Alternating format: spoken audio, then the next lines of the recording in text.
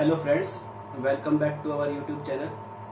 Today we discussed about the topic of the class 12 subject business studies, and the topic of our class is trading on equity.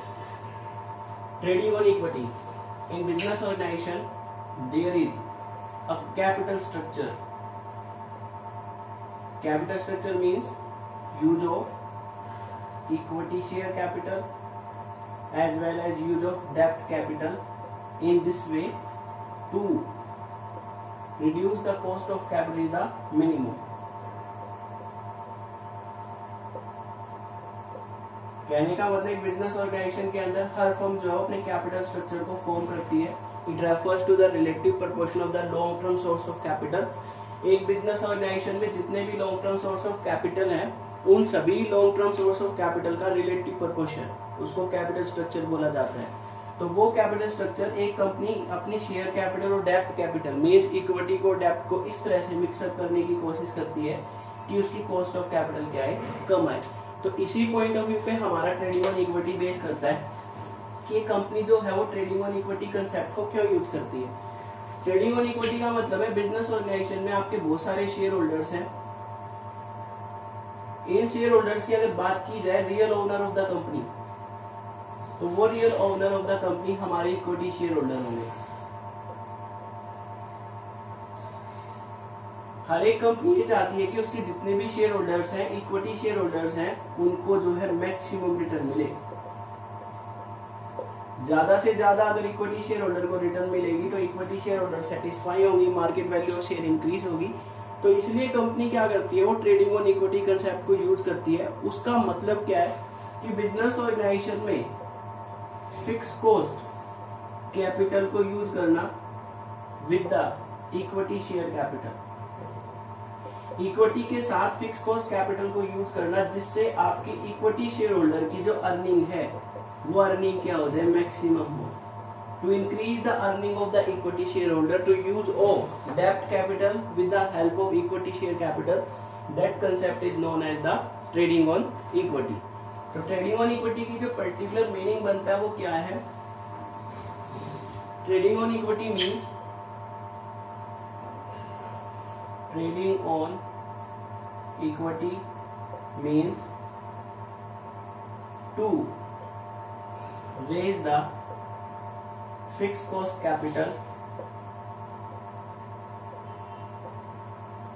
On the basis of equity share capital to increase the returns or income of equity shareholders.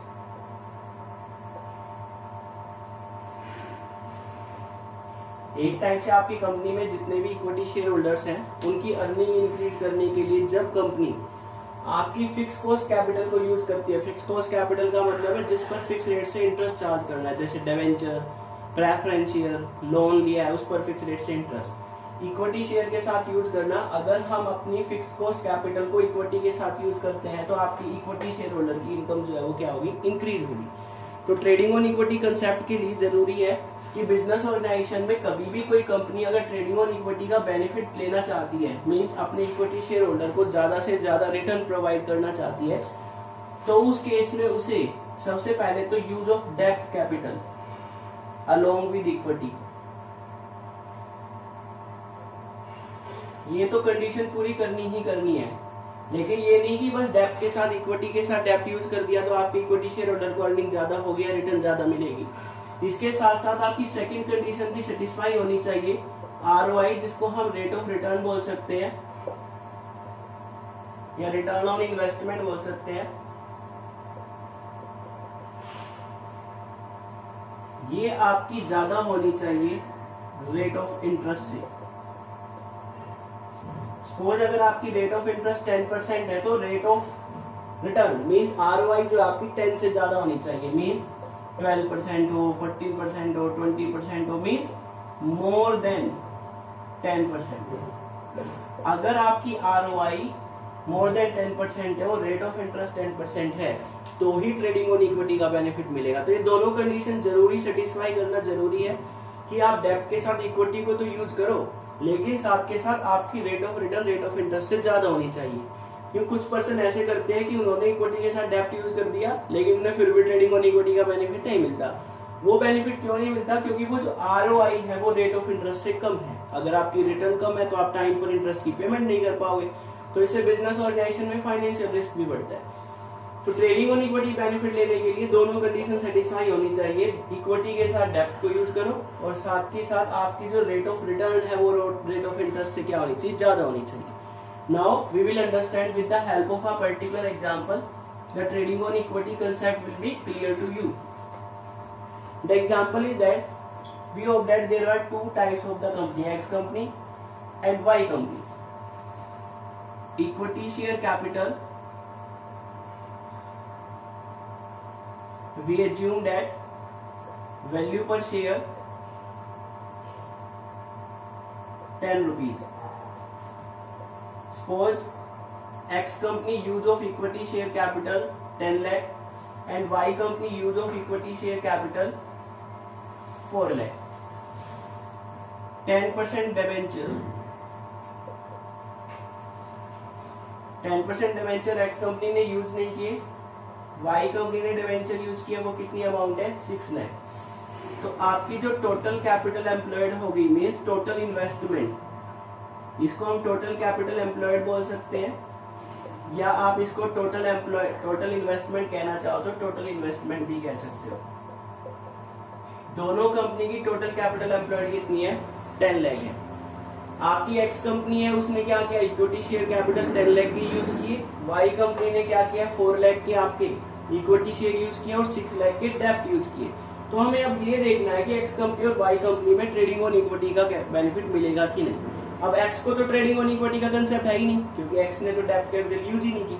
तो इस case में हमें ये देखना है कि Y company जिसने equity के साथ डेब्ट यूज किया है उसे ट्रेडिंग ऑन इक्विटी का बेनिफिट मिलेगा या नहीं। ट्रेडिंग ऑन इक्विटी का मतलब कि हम डेब्ट के साथ इक्विटी को यूज करें, जिससे आपकी earning per share, equity share holder की जो अर्निंग है, इनकम है, वो बढ़ जाए। हम और मानते हैं suppose earning before interest and tax ₹2 lakh of both company. दोनों कंपनी की क्या है? EBIT 2 लाख है और हमारी जो टैक्स रेट है वो टैक्स रेट कितनी है हमारी? 30%। तो इस बेस पर हमने एक पर्टिकुलर क्वेश्चन प्रिपेयर कर लिया है कि इक्विटी शेयर कैपिटल कितनी है आपकी? 10 लाख एक्स कंपनी की, जिसने डेब्ट यूज ही नहीं किया, और वाई कंपनी की जो आपकी इक्विटी शेयर कैपिटल है 4 लाख है और वाई कंपनी की डेब्ट कैपिटल है 6 लाख। दोनों कंपनी की टोटल कैपिटल एम्प्लॉयड कितनी हो गई आपकी? 10 लाख रुपीज। अब EBIT है आपकी एक्स की और वाई की, दोनों कंपनी की 2 लाख है और टैक्स रेट है 30%। एक टाइप से हमने क्वेश्चन बना लिया। अब हम क्या करेंगे? सॉल्यूशन करेंगे। इसके बेस पर हम EPS निकालेंगे। EPS का मतलब होता है earning per share. Earning per share का मतलब होता है earning available for equity share holder. Equity share holders के लिए जितनी भी आपकी अर्निंग अवेलेबल है, उस अर्निंग को अगर हम नंबर ऑफ इक्विटी शेयर से डिवाइड कर दें तो आपके पास अर्निंग पर शेयर आ जाएगी। तो इसका मतलब हमारे पास EBIT earning before interest and tax है। अगर हमें earning available for equity share holder निकालना है तो पहले अर्निंग में से क्या माइनस करें? इंटरेस्ट। उसके बाद क्या माइनस करेंगे? टैक्स। इंटरेस्ट और टैक्स अर्निंग में से माइनस करने के बाद हमारे पास कौन सी अर्निंग बचेगी? Earning available to equity share holder. Number of equity share का मतलब क्या है? इक्विटी शेयर कैपिटल एक्स की 10 लाख है और वाई की 4 लाख। 10 लाख को अगर एक शेयर की वैल्यू से डिवाइड कर दे तो number of equity share x के कितने आ गए? 1 लाख। और वाई कंपनी के कितने आ गए? 4 लाख को अगर हम 10 से डिवाइड कर देंगे तो 40,000। नाउ सीधा what is the solution of a particular question?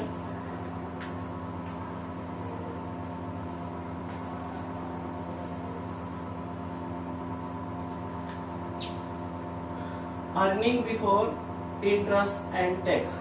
Both company की earning before interest and tax हमने एज्यूम की थी। एक्स कंपनी की भी हमने 2 लाख रुपीज ली थी और वाई कंपनी की भी हमने कितने रुपीज ली थी 2 लाख। हमें ईपीएस निकालना है, अर्निंग पर शेयर। तो earning available to equity share holder निकालनी है, तो उसके लिए पहले इसमें से इंटरेस्ट माइनस होगा और फिर टैक्स माइनस होगा। तो सबसे पहले हम इंटरेस्ट माइनस करते हैं, लेस इंटरेस्ट, और ये इंटरेस्ट जो होगा at the rate of 10% on, हमने जो डिबेंचर यूज किया उस डिबेंचर पे लगेगा। एक्स कंपनी पे तो हमने डिबेंचर यूज किए ही नहीं थे, क्योंकि एक्स के अंदर तो टोटल कैपिटल इक्विटी की थी 10 लाख, तो एक्स में तो डिबेंचर पे इंटरेस्ट लगेगा नहीं। वाई कंपनी पर डिबेंचर पे इंटरेस्ट लगेगा। हमारे डिबेंचर कितने थे 6 लाख, उसका 10% की रेट से वाई पर जो इंटरेस्ट बनेगा वो कितना बनेगा 60,000। तो ये 60,000 रुपीज हमारे इंटरेस्ट आ गए डिबेंचर पे, क्योंकि हमने वाई कंपनी की जो आपकी कैपिटल जनरेट की थी वो आपकी कितनी अमाउंट थी 10 लाख, 4 लाख के इक्विटी और 6 लाख के डिबेंचर। तो 6 लाख का 10% 60,000 हमारे पास क्या आ गया इंटरेस्ट। अब हमारे पास आ जाएगा अर्निंग बिफोर टैक्स। 2 लाख में से नील माइनस करेंगे, यहाँ पर 2 लाख ही आएगा। 2 लाख में से 60,000 माइनस करेंगे तो यहाँ पर हमारा कितना आ गया 1,40,000। ये वो अमाउंट है जिसमें से आपका टैक्स अभी माइनस होना बाकी है, इंटरेस्ट माइनस हो गया। अब माइनस करेंगे less tax at the rate of 30%। जो टैक्स कैलकुलेट होगा वो इस अमाउंट पे कैलकुलेट होगा। 2 लाख का 30% कितना बनता है 60,000। 1,40,000 का 30% बनता है आपका 42,000। इसमें से ये अमाउंट माइनस कर देंगे, अमाउंट आ गई 1,40,000। इसमें से ये अमाउंट माइनस कर देंगे, अमाउंट आ गई 98,000। अब ये वो अमाउंट आ गई earning available to equity share holder, क्योंकि प्रेफरेंस शेयर तो है ही नहीं, तो इसका मतलब डिविडेंड माइनस नहीं होगा। या ये कह सकते हो अर्निंग आफ्टर टैक्स हमारे पास कितना आ गया 1,40,000 और 98,000। ईपीएस निकालने का जो फॉर्मूला था वो था earning available to equity share holder divide में नंबर ऑफ इक्विटी शेयर। अब हमारे पास earning after tax means earning available to equity share holder तो आ गया, फर्स्ट वाली अमाउंट तो आ गई। अगर हमें नंबर ऑफ इक्विटी शेयर और पता लग जाए तो हम ईपीएस निकाल सकते हैं। तो number of equity share calculate करेंगे। नंबर ऑफ इक्विटी शेयर वो कैलकुलेट कैसे होंगे, जो हमारी इक्विटी शेयर कैपिटल थी, एक्स कंपनी की इक्विटी शेयर कैपिटल कितनी थी 10 लाख और वाई कंपनी की इक्विटी शेयर कैपिटल कितनी थी 4 lakh. Number of equity share निकालने के लिए एक शेयर की वैल्यू से डिवाइड कर दो, वैल्यू पर शेयर कितने थे 10 लाख। तो यहाँ पर नंबर ऑफ इक्विटी शेयर आ गए 1 लाख और यहाँ पर नंबर ऑफ इक्विटी शेयर आ गए 40,000। अब हमारे पास दोनों वैल्यू आ गई, अर्निंग आफ्टर टैक्स और नंबर ऑफ इक्विटी शेयर। इस फॉर्मूले में पुट कर दो। अर्निंग आफ्टर टैक्स कितना है 1,40,000, इसको डिवाइड कर देंगे, नंबर ऑफ इक्विटी शेयर कितना है 1 लाख। तो ये अर्निंग आ गई 1.40। एक्स कंपनी की अर्निंग पर शेयर, शेयर होल्डर को अर्निंग कितनी हो रही है 1.40। वाई कंपनी की कैलकुलेट करेंगे। वाई कंपनी में earning after equity share, earning after to tax and interest, earning available to equity share holder 98,000 divide में नंबर ऑफ इक्विटी शेयर 40,000। इसको सोल्व करेंगे, आपकी जो अमाउंट आएगी वो आएगी 2.45। यहाँ पर 1.40 आ रही है और यहाँ पर कितनी आ रही है 2.45। इसका मतलब अर्निंग पर share of the Y company जो है वो earning per share x company से क्या है ज्यादा है। वो क्यों ज्यादा है, क्योंकि वाई कंपनी ने इक्विटी के साथ डेब्ट यूज किया था और उसकी rate of return ROI, return on investment, rate of interest से ज्यादा होगी। वो अभी हम कैलकुलेट करके बताएंगे। बस सबसे पहले ये देखो, आपका EBIT दोनों का सेम था, उसमें से इंटरेस्ट माइनस किया। एक्स कंपनी पे तो इंटरेस्ट लगेगा ही नहीं क्योंकि डिबेंचर नहीं थे। वाई कंपनी पर डिबेंचर हमने चार्ज किया है 6 लाख के डिबेंचर पर 10% की रेट से इंटरेस्ट 60,000। 2 लाख में से कोई भी अमाउंट माइनस नहीं, 2 लाख आ गया। 2 लाख में से 60,000 माइनस की 1,40,000 आ गया, ये आ गया अर्निंग बिफोर टैक्स। इसमें से टैक्स माइनस कर देंगे 30%, 2 लाख का 30% आ गया 60,000, 1,40,000 का 30% आ गया 42,000। अर्निंग आफ्टर टैक्स या earning available to equity share holder 2 lakh में से 60,000 माइनस कर दी 140 में से 42,000 माइनस कर दिया 98,000। अब नंबर ऑफ इक्विटी शेयर निकालने के लिए हमारे 10 लाख इक्विटी शेयर 10 लाख की इक्विटी शेयर कैपिटल थी, उसको एक शेयर की वैल्यू 10 रुपए से डिवाइड कर दिया। तो एक्स कंपनी की इक्विटी शेयर आ गई 1 लाख और वाई कंपनी की 4 लाख को 10 से डिवाइड कर दिया 40,000। अर्निंग पर शेयर निकालने का फॉर्मूला है earning after tax divide by number of equity share. 1,40,000 को 1 लाख से डिवाइड कर दिया 1.40, 98,000 को 40 से डिवाइड कर दिया 2.45। अब हमारा ये ट्रेडिंग ऑन इक्विटी का बेनिफिट मिल रहा है वाई कंपनी को, उसको हम लिखकर बताएंगे नीचे एज अ कंक्लूजन कि आपकी एक्स कंपनी की जो अर्निंग थी, एक्स कंपनी अर्निंग पर share equal to 1.40 is less than earning पर share of Y company 2.45। Means आपकी जो अर्निंग पर शेयर है वाई कंपनी की वो ज्यादा है earning per share of x company. वो क्यों है? दोनों कंपनी ने आपकी EBIT सेम थी 2 लाख, दोनों ही कंपनी ने बिजनेस में जो कैपिटल लगाई थी वो कैपिटल भी सेम थी 10 लाख। फिर भी आपकी वाई कंपनी की अर्निंग पर शेयर ज्यादा है। वो क्यों है? क्योंकि वाई कंपनी ने कैपिटल में इक्विटी और डेब्ट दोनों यूज किए थे, एक्स ने जो है सिर्फ इक्विटी यूज की थी। सेकंड कंडीशन आपकी ROI वो निकालने का जो फॉर्मूला है वो EBIT को डिवाइड कर देंगे टोटल कैपिटल एम्प्लॉयड से मल्टीप्लाई 100। तो इसका मतलब 2 लाख आपका EBIT है डिवाइड में 10 लाख आपकी कैपिटल एम्प्लॉयड है मल्टीप्लाई 100। तो ये आपकी जो परसेंटेज आ गई कितनी आ गई 20%। तो मीन सेकंड कंडीशन थी रेट ऑफ रिटर्न ज्यादा है किससे? रेट ऑफ इंटरेस्ट से। ROI कितनी है 20% और रेट ऑफ इंटरेस्ट डिबेंचर पे थी 10%, ये ज्यादा है। तो इसका मतलब वाई कंपनी को किसका बेनिफिट मिल रहा है? ट्रेडिंग ऑन इक्विटी का। तो it is all about the trading on equity. If a particular company use the डेब्ट capital along with the equity share capital, then it increase the earning, it increase the income of the equity shareholder, means earning per share of a particular company is more than the second company। वो company जिसने equity के साथ डेब्ट use किया था और जिसकी rate of return interest से ज्यादा है उसे ट्रेडिंग ऑन इक्विटी का बेनिफिट मिलेगा। क्यों मिलेगा? क्योंकि उसे इंटरेस्ट जो है वो पे कर दिया, जिससे टैक्स कम लगा और टैक्स कम लगने से प्रॉफिट ज्यादा बच गया, तो हम वो सारा प्रॉफिट इक्विटी शेयर होल्डर को डिस्ट्रीब्यूट कर देंगे। तो ये आपका सारा कंसेप्ट आज ट्रेडिंग ऑन इक्विटी था। अगर आप ट्रेडिंग ऑन इक्विटी के मतलब ये भी कहना चाहो कि आप इसका सेकंड पॉइंट लो, तो उस केस में अगर आपकी अर्निंग 2 लाख की बजाय अगर आप 80,000 लोगे और उसको सोल्व करते हो तो आपको सोल्व वैसे ही करना है, बट आपकी जो ROI है वो यहाँ कैलकुलेट करने के लिए अब ये 2 लाख रुपीज ना रहकर कितनी अमाउंट बच गई 80,000 और ये अमाउंट हमारी कितनी आ गई 8%। तो इस केस में आपकी वाई कंपनी को ट्रेडिंग ऑन इक्विटी का बेनिफिट नहीं मिलेगा क्योंकि उसकी रेट ऑफ रिटर्न जो है वो रेट ऑफ इंटरेस्ट से कम है।